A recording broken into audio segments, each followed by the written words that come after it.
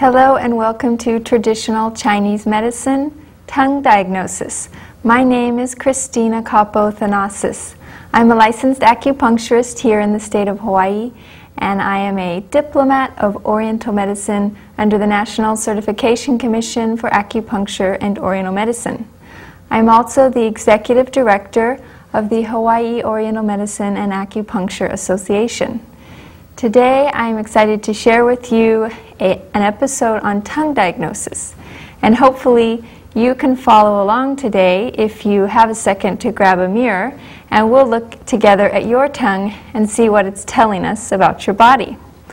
Tongue diagnosis is an important part of traditional Chinese medicine.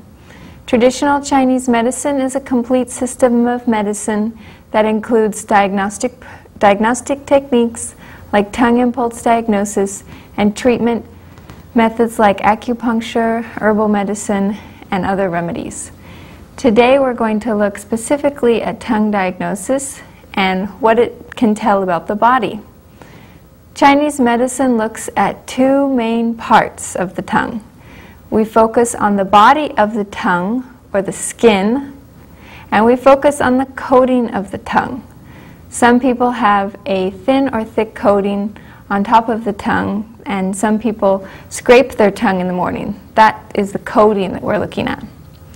The body of the tongue can tell us things about the qi in the body. Qi, a rough translation into English, would be the energy that flows through our body.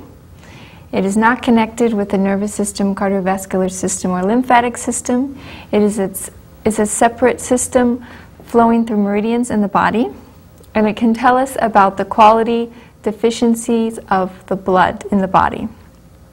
So if we look at the coating of the tongue, it's looking more at the strength or weakness of the digestive system and the different pathogens and how much they are affecting the body. When we put those together, we can get a complete look at the nutritional state of the body and the metabolic state of the body. The process of taking the tongue diagnosis is relatively quick. All you have to do is stick out your tongue for a few seconds and let us take a look. When you do stick out your tongue, we ask that you are very relaxed when you stick it out, and we get a full clear picture from tip to back. So we just look at it for a few seconds up on the top and underneath to get a good look at what's going on. So we would like you to open your mouth wide, sort of like saying ah, and stick your tongue out like so. What we don't want you to do is open your mouth too long and look at your tongue for too long. That changes the color of the tongue. If you hold your tongue out too long, it can turn a little bit purple after a while, or red. If you use too much force to stick your tongue out, it can change the appearance of the tongue too. So we don't want to make a skinny kind of tongue. Does that make sense? Okay, good. Some of the qualities that we look at, we take the qualities and we look at them one at a time. So if you can look at this first slide, the different qualities that we look at on the tongue are the tongue color. So we're looking if it's too red, too pale. We're looking at the size of the tongue. Is it too small and thin? Is it too enlarged, filling up the cavity of the mouth, or just right in between?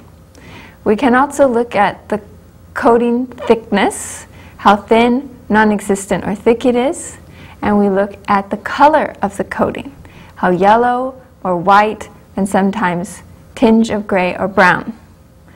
We also look for the moisture of the tongue, how dry it is or how wet. Sometimes there's much saliva on the tongue. And we also look underneath the tongue. Some of the special signs we look for that not everybody has, but some abnormal signs, we look for scalloped edges, we look for red dots distributed anywhere on the tongue, and we look for different purple bumps and patches. These can tell us several different things about the tongue. So basically we look at a couple aspects of the coating, the thickness and the color. We look at the body of the tongue for the color, and we look at the size of the tongue, and we pay attention for any special patches, dots, scallops going on. We also want to pay attention in this next slide where you can see a map of the tongue, where these special signs on end or the coating is located. Sometimes they can be concentrated in different areas of the tongue, which indicate different organs have been affected.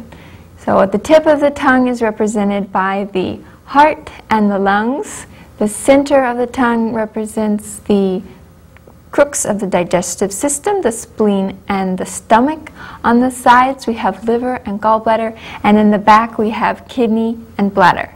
So different signs and symptoms can show up in different areas of the tongue, which can also give us clues as to how your body is functioning. First of all, if you have your mirror handy, we will start and classify your tongue very simply in terms of those different aspects. The picture you see here is a normal tongue. A normal tongue is pink with a thin white coating and no abnormal special signs. So if we keep this in the middle of the screen, for most of these slides, you'll be able to compare the different signs as they are abnormal compared to the normal tongue. Let's get started. Okay, first we look at the tongue color. So how red, pink, or pale is your tongue? If you can look at the slide on the left, this tongue is a little bit too red. Tongues can be all different shades of red: cherry red, dark deep red, and this one is quite a nice bright red. In the middle again we have our perfectly pink tongue. On the right hand side we have a pale tongue. Can you notice how this is a little bit whiter than the pink and definitely lighter than the red? And at the bottom of the screen we have a tongue that has a tinge of purple. So we have to see if your tongue is pink, is it red, is it pale, and it can have a tinge of purple either by itself. It can be pink with purple, it can be darker red with purple, or it can be pale with a tinge of purple. Can you see what yours is? Okay, let's go on to the next one. The next sign we're looking for is the size of the tongue.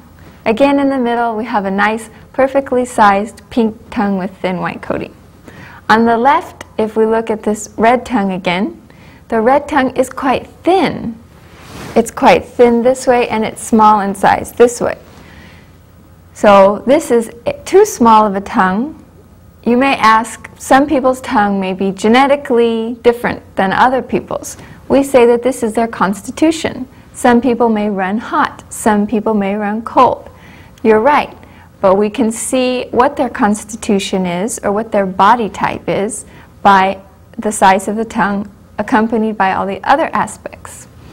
On the right side, we can see that this tongue is quite enlarged. When they open their mouth, it fills up the whole cavity of the mouth. These people may also feel that their tongue is enlarged. They may feel that it's bigger when they start seeing symptoms of illness or disease. So we can check next on our list. Is your tongue too small? Is it perfectly in the middle? Or is it enlarged? Next, we can look at the tongue coating thickness. On the left-hand side of the screen, this tongue has absolutely no coating. As you can see, it's a little bit shiny. Shiny because there's no coating, slick like the mirror. In the middle, though the coating is not absolutely visible, this we call thin white coating as compared to the one on the left, because the left one we call guang tai, no coating, and that shiny appearance of no coating, completely smooth. On the other hand, on the picture on the right, you see an extremely thick coating. Now, anything between the middle slide of normal, anything thicker than that, all the way to the thickness of the slide on the right, will all be categorized as too thick. Not necessarily you have a coating as thick as this person's tongue on the right, but anything thicker than the middle one is too thick, and we need to say that you have classification of thick tongue coating. The one on the left is quite severe, people taking pain medications will actually usually have this tongue. But other than that, the disease is usually quite severe by the time the tongue looks like this. Next, we can look at the color of the coating. We want white. That's quite normal. And if it gets thicker, you can see an obvious color to the coating. So on the left, you can see that the coating is white. It's very pale in color, as opposed to the tongue on the far right, which has yellow. Now you have to be careful when you look at the coating of the tongue, because the coating can be dyed. If you're sucking on a bright red throat lozenge, your tongue coating will be bright red. If you just drank some grape juice, your coating will probably be purple. If you just had chocolate or even black beans, you may have a dark brown or black tongue coating. If you have not had any chocolate, black beans, or other dark colored food, and you still see a tinge of dark brown or gray, this is actually another type of coating. It's not as rare. It's usually in chronic conditions. I did include it here today. But in general, we will look for today, do you have more of a yellow coating or more of a white coating? Or are you perfectly thin in the middle and white? Okay, did you have time to check? Okay, let's go on to the next slide. This is the amount of moisture we have in the tongue. Hopefully you all have a perfectly healthy tongue like the one in the middle, but if you don't, you may have a little bit too moist or too dry of a tongue. This can also give us clues as to what's going on inside the body. On the left-hand side, if you can see, this tongue is a little bit shiny from the amount of water left on the tongue. Some people have so much water on the tongue that it's dripping when they stick their tongue out. And on the other side, on the right-hand side, this picture of the tongue, the coating is very dry. Not only is the coating dry, but the tongue has cracks in it. And the cracks can get more severe than the picture seen here. So we just try to put on the scale from extremely wet to extremely dry. Which of these polar opposites are you closer to? Perfectly in the middle, a little too wet, or a little too dry?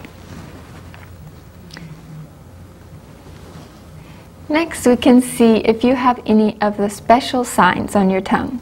Not everybody does, and you might not necessarily have all three if you do, but if you have any of them, then you'll make a note and we'll come back and see what that means.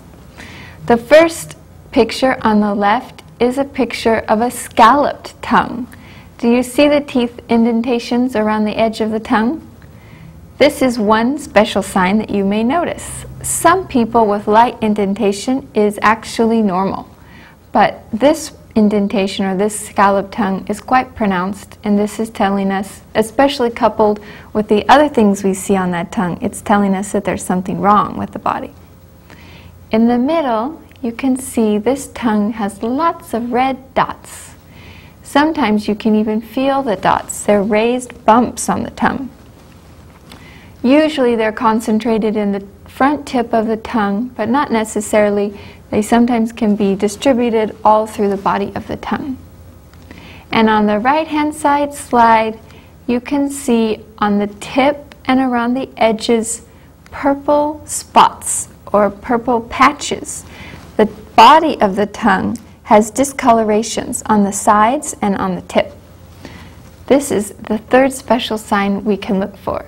When you see these special signs, they usually jump right out at you, and it's not hard to miss, especially red dots and purple patches and scalloped edges. Finally, we'll look underneath the tongue. What are we looking for underneath the tongue? We're usually looking for two characteristics. First of all, we look for the two veins on either side of the midline. We would like the veins to be the length of 2/3 the tongue, from the base of the tongue where it connects to the bottom of the mouth to the tip of the tongue. We would also like them to be not too thick and not too thin. If we look at the picture on the left, this is a normal tongue veins underneath the tongue. They haven't completely disappeared. They're not too faint, but they're not too large or too long either. The other slide, on the other hand, has quite bulging veins, and they are a little bit long. On the sides of the tongue, you can see a lot of other veins that have also popped out. So this is indicating something's wrong with the body. The second characteristic we look at underneath the tongue is the color of the tongue.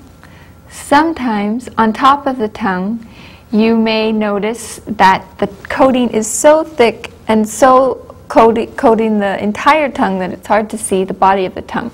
You may be able to see only around the edges, but if you look under the tongue at the color, you can notice that the tongue on the left is more pink, whereas the tongue on the right is more red. So hopefully you can see in just a few seconds a snapshot at the bottom of your tongue. If you've been looking at your tongue the whole time, the veins are probably popping out, and this doesn't count. You have to take a quick couple second snapshot, or you have to let your tongue rest for a few minutes before you try again. So let's take a quick look at those slides again, and we'll see a general trend in heat or cold in the body. Chinese medicine diagnoses in terms of yin and yang. That simply means, is there too much or too little heat in the body, too much or too little cold? Is there excess problems in the body, like stagnation or poor circulation, dampness, something of a water metabolism problem, or is there deficiency, not enough of something in the body? So the normal tongue, they pass. They have everything nice. If we look at the next slide, we get to the color. So were you running red or pale, nice and pink? If you are a little on the red side, red is indicating running hot, a little bit of heat, or too much yang or too little yin in the body. On the other hand, we have the pale tongue, which is more indicative of cold. And the purpleness is telling us that there's poor circulation or stagnation in the body that can result from a variety of reasons. So red, too hot; white, too cold. If we look at the size of the tongue, we can see the small tongue and the large tongue. These are both indicating deficiencies or weaknesses in the body of different kinds. So too small and too large, both indicating deficiency, though the enlarged tongue may also tell us about dampness or a sticky condition in the body, of poor water metabolism. If we look at the next slide, we can look at the thickness of the coating. This is telling us about the strength or weakness of the digestive system. On the left-hand side, the tongue with absolutely no coating that's quite glossy is showing us extreme digestive weakness. Like I mentioned, the people that are taking the pain pills, that's very hard on the stomach lining and other parts of the digestive system. On the other hand, the right-hand side picture is showing us a lot of accumulation of a dampness. This idea of food and fluids that we put in the body not digesting properly, and it creates a sticky condition where the body isn't cleaned out properly, and we need to flush out or transform the dampness. So digestive deficiency versus excess dampness in the body. Next, if we look at the tongue coating color, we can see again the idea of heat and cold in the body. So the more white the coating and the thicker, usually the more cold you have in the body. The more yellow the coating, usually the more heat you have in the body. And if you saw that tinge of brown, gray, and you know that your tongue has not been dyed from eating any dark-colored foods, then you may have more of a chronic condition. Chronic conditions tend to have a slight coating of that brown-gray on the top. The moisture level can also indicate the level of heat or cold in the body. The more heat, you can easily imagine it burning off the fluids in the body. So if we look at the right-hand slide of that dry coating with cracking in the tongue, it usually indicates some kind of heat in the body. Whereas if we have a very moist, watery coating on the tongue or lots of saliva, this is usually an issue of cold and or too much dampness in the body. For the special signs, if you noticed any of those on your tongue, the first one, the scalloped edges or the indentation, is telling us that there is digestive or qi deficiency in the body. The middle one with the red dots is telling us heat, too much heat in the body. If it's on the center tip, it's usually concentrated in heart and lung area, and we can tell these people usually have some insomnia. The coating on the right-hand side is actually not what we're looking for the special sign, but if you can see those purple spots on the sides and the tip, this is telling us there is stagnation located in the heart or lungs and on the sides in the liver or gallbladder. If we look underneath the tongue, we can also tell what's going on in the body, the left being the normal and the right side showing a little bit too much heat from the color of red again. And then we can also tell that these bulging veins have too much stagnation in the body. So poor circulation, accumulation of excess that needs to be flushed out of the body. Now if we put all of those signs together and try to come up with a correct diagnosis, we take this one for our first example. Deficiency heat tongue. So we see that the heat signs are several. First of all, we look at the color. It's quite red, red indicating heat. We look at the size of the tongue. The tongue is too small, so it's a deficiency. This can tell us, oh, can we have that slide back? This can tell us that the deficiency heat means that there is not enough fluids and blood in the body. Deficient of good fluid and blood, sort of like a rough translation of dehydration, creating heat.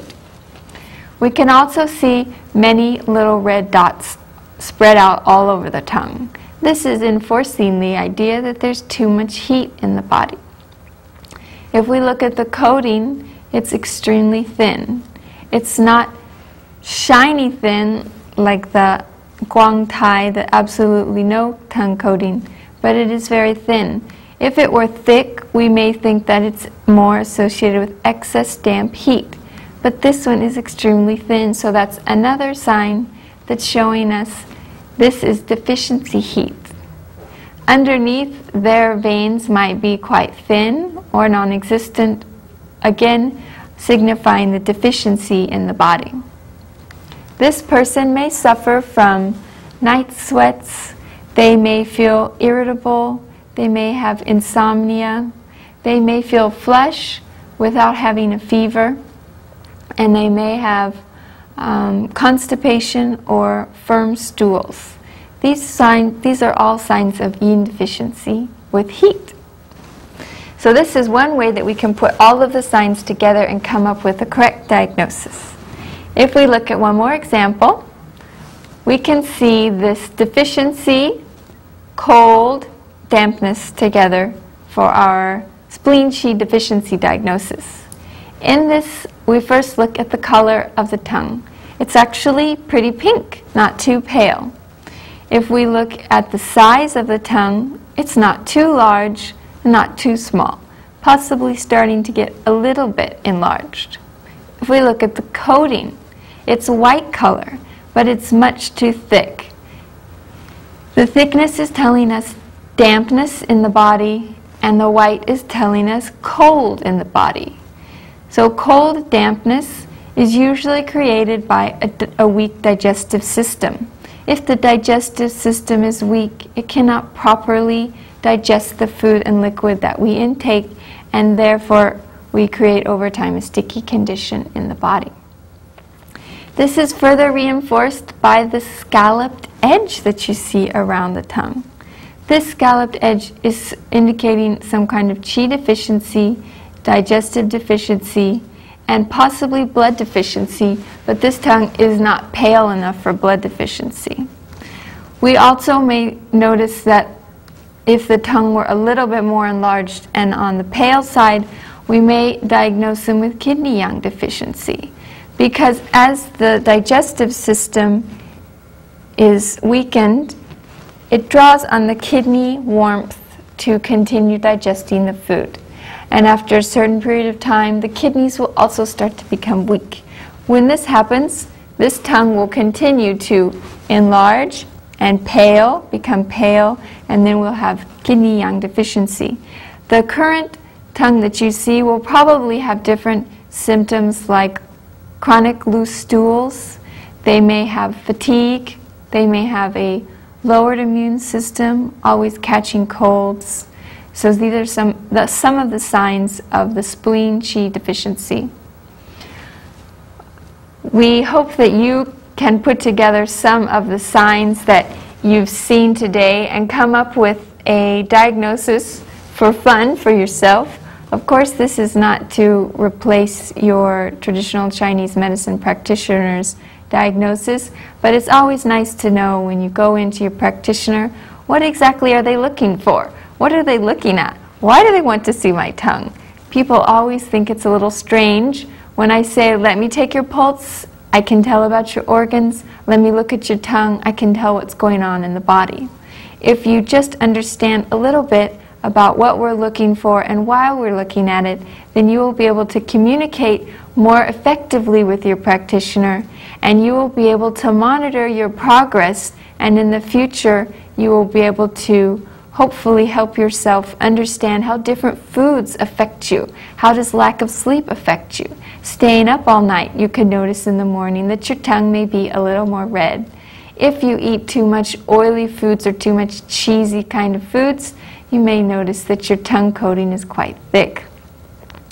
This is all fun to monitor and observe and see how your body changes.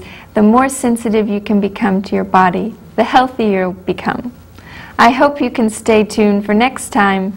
Thank you so much today for watching, and mahalo.